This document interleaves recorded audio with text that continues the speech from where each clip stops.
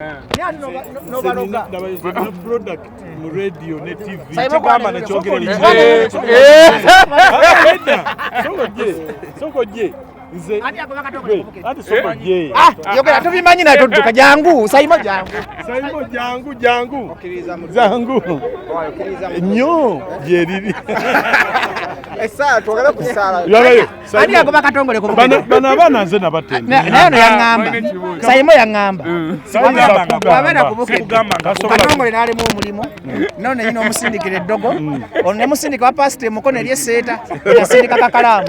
Je yafulira amaanyi. Akali agakusisingaza ku mulimo. Omanyi katongole omubonyabonya ali mu America. Badogolyo. Katongole najja kubita lero tekawo eddogo. Teza mukunja mulogo nnyo. Busa Sayimo yamanyi bwino bwe. Ono zapa Sayimo yegaana. Ekyo bukunja lekyo. Omanyi waki Sayimo. Busa ono yamanyi bwino wa mukunja. Ali wacho wekaza subwani. Bakuwaayiro bakitu. Mukana mukulu Sayimo yabini. Yabamu yamaka. Ero yamaka 15 neka leo kinsesa. Nakosa mukunja kana akamalo kusoma. Kubanga webaze. Ndakajali myaka emeka. Webaze. Mukunja gwali mwaka jogo. Nze mbimanyi. Ate gobyogede nakuta gwali mwaka jogo gwali mwaka ki? Ya 15 mabege. Nenga nkozesa mungaze bosi wa mukunja mubuze huyo. Ngonkozesa. Sakwange bivulu. Engwe bivulu oli muyimbi. Unakusanzuranga sente zaki. Wanonyanga kola kyekiro. Ate anga oyogera tukwa. Anyonyola era musanga basiikiri. Lwaki weetabye mu kusaba tumanyi ng'omusajja atakkiriza mu Katonda kusaba? Kakati omuntu yenna atakkiririza, teriyo muntu abeerawo nga takkiriza mu Katonda n'abeera successful. Akazungu kenjogedde gye kali. Teriyo muntu amayembe emisambo abakkiriza mu lubaale nabo bennyini bogenda musawo bakugamba katusabe Mukama akkirize bajjajja bakuwonye. Kitegeeza ati n'amayembe nabo bamama fina bamanyi Katonda ki? Katonda gyali. Teri atakkiriza mu Katonda okujjako ng'oli mu guwaddalu ng'oli mujega. Ogambye tozerwa akamiliyoni. Ozerwa mutegesi because kamiliyoni temukwatagana omuwalana. Era mbadde manyi waali wano agandise nga muliise nga batera okukola. Amaki? Abimanyi ebintu bye byavuma abantu. Naye kyenjala bagamba sizze wano lwa kamiliyoni ng'omuntu.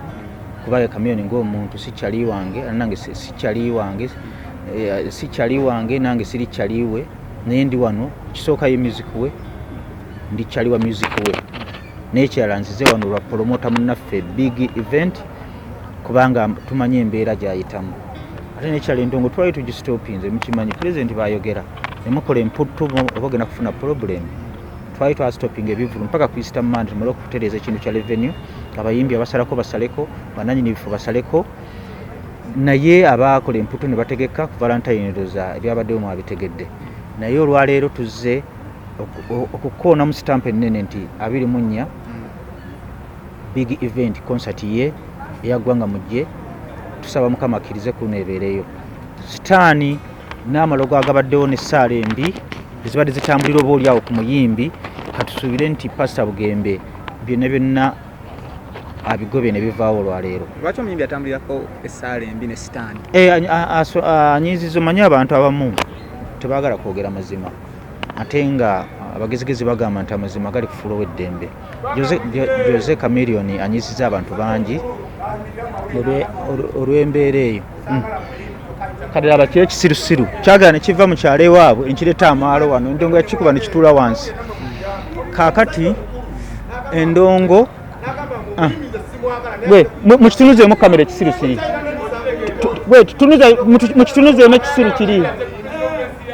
Kakati ensonga ndoza mulaba ekisirusiru bwe kitujje ku mulamu. Ngende mu maaso oba nkiddemu. Kivume munga kireka. Weewalanga nnyo okwetaba weewalanga nnyo okubeera mu gundi mu bagita batya.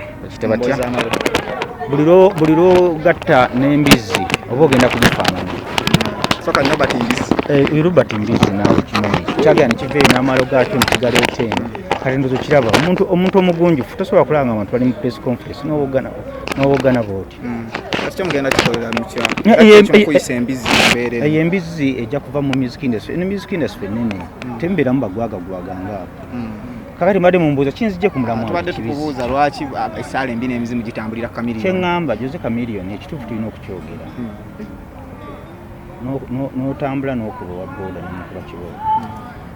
Ofuna bulungi? Eri omuntu eyafiira ewuwe. Bino nabadde sibyogera kubanga eno mbaga ye yakusatu.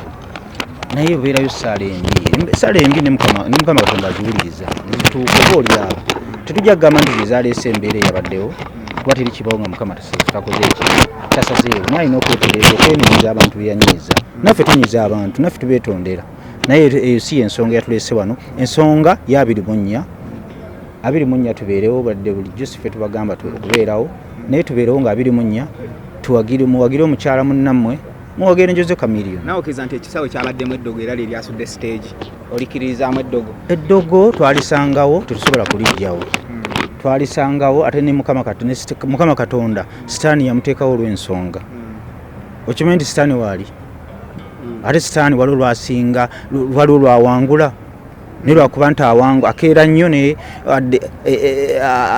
ayinza obutawangula naye ng'ate asobola okujja n'atuukiriza kyatuukiriza naye mukama katonda amala najja n'asaanyaawo embeera eyo ffe tukkiriza nti eddogo gye riri kuba n'abasamize gye bali kati ani aba yaleeta eddogo eyalisimba mu kisaa tetumanyi kyenkugambye kyeŋŋamba nsaagala kwogera ku muntu sawa okwogera kalebule si kirungi ekisooka nino konsati yali ya balamu baabeera eyo nga yagimuggyako mu mbeera etali nnungi kkiriza obagaana abamunyiivu ofuna bulungi kuba teri akkiriza kuteeka abantu ssente nga tajja mu magoba balamu baba nga bamuguza konsati ye eya Chameleon ne bafuna obutakkaanya tasobola kusanyuka naye ekiddogo okuba nti balamu yalireese kikiinako bukakafu